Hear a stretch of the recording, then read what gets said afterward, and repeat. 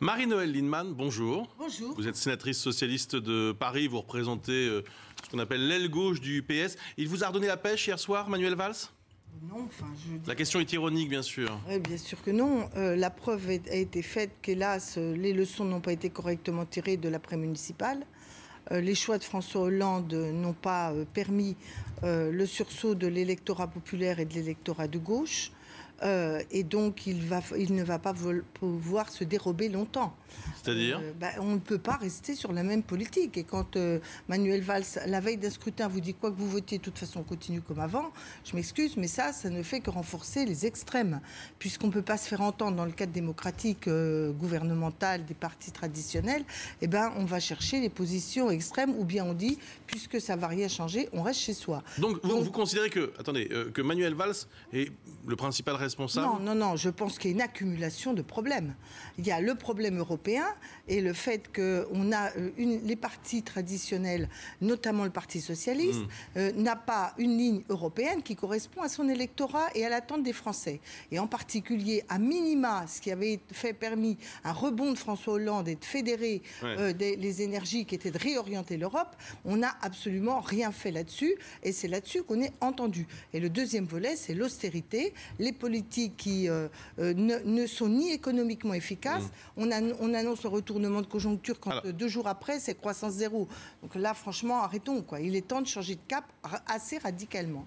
Vous avez demandé hier un changement de Premier ministre. Vous maintenez cette demande ce matin ou vous considérez que le changement de politique peut se faire avec Manuel Valls? Écoutez, moi, la question, elle n'est pas de savoir qui est le Premier ministre, parce qu'on veut d'abord nous poser cette question du Premier ministre. Est-ce que François Hollande est oui ou non d'accord pour changer de politique? Il a commencé, regardez, sur l'impôt sur le revenu, ils ont sorti plusieurs millions de petits revenus. Parce que c'est des bricolages, je m'excuse de vous le dire. La réforme, vous sortez de plusieurs millions, ça ne fait d'ailleurs, vous ne les sortez pas. Une partie ne rentre pas. Dans le paiement de l'impôt. Et les gens n'ont toujours pas vu la couleur. Et ça représente à peine 1 à 2 milliards d'euros par rapport à 35 à 40 milliards qui sont d'une part des allègements massifs aux entreprises dont on nous dit que ça n'aura pas d'impact sur l'emploi à moyen et court terme. Et deuxièmement, 50 milliards d'économies avec le gel du salaire des fonctionnaires. Donc tout ça n'a pas de sens stratégique et surtout n'a pas de sens politique. Car si François Hollande ne reprend pas la langue avec ceux qui ont permis sa victoire, eh ben, on ne peut pas diriger le pays avec le seul parti socialiste et les radicaux atteignant des scores extrêmement faibles dans notre histoire. Donc il y a à la fois la stratégie de rassemblement de la gauche, le contenu d'une politique qui nous remet sur les rails de ce qu'il avait dit pour être élu, et la nécessité d'aller très très vite sur une stratégie européenne et française anti. Vous y croyez, Marie-Noëlle Lienemann? Écoutez, je pense que la nécessité fait loi. Vous pensez quand même, j'espère quand même que François Hollande n'est pas dans sa bulle au point d'imaginer que quand on a le FN à 25 et le PS à 14, circuler, il n'y a rien à voir, on va attendre d'avoir des bons résultats. Mais si, il attend les résultats du pacte de responsabilité. Mais il peut le second toujours semestre attendre. 2014, c'est peut-être celui des résultats. Mais non, mais de toute façon, attendre des résultats, vous avez lu comme moi les prévisions économiques qui disent qu'il n'y aura même pas de retournement d'une stratégie disons, une baisse du chômage avant 2017. La croissance, on nous dit renversement de conjoncture. 2 jours après, on nous annonce que la croissance est zéro. La BCE nous explique, en France, c'est 0,2 en Europe, et la BCE nous dit qu'il y a des risques de déflation. Mais la politique, c'est pas attendre. La politique, c'est construire.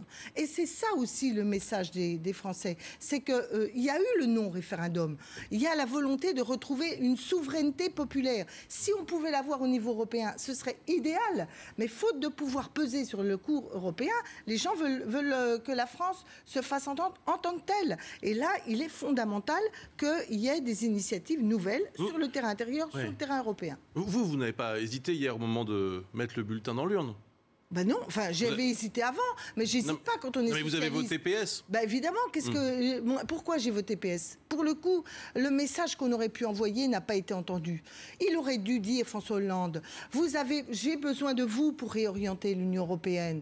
Le message qui était le nôtre au début de mon quinquennat, qui n'a pas pu trouver, alors après on peut commenter pourquoi il n'a pas pu trouver, a besoin du soutien populaire dans cette élection. Il n'a même pas fait appel à ceux qui l'ont soutenu. La deuxième raison pour lequel il y avait... C'était dommage.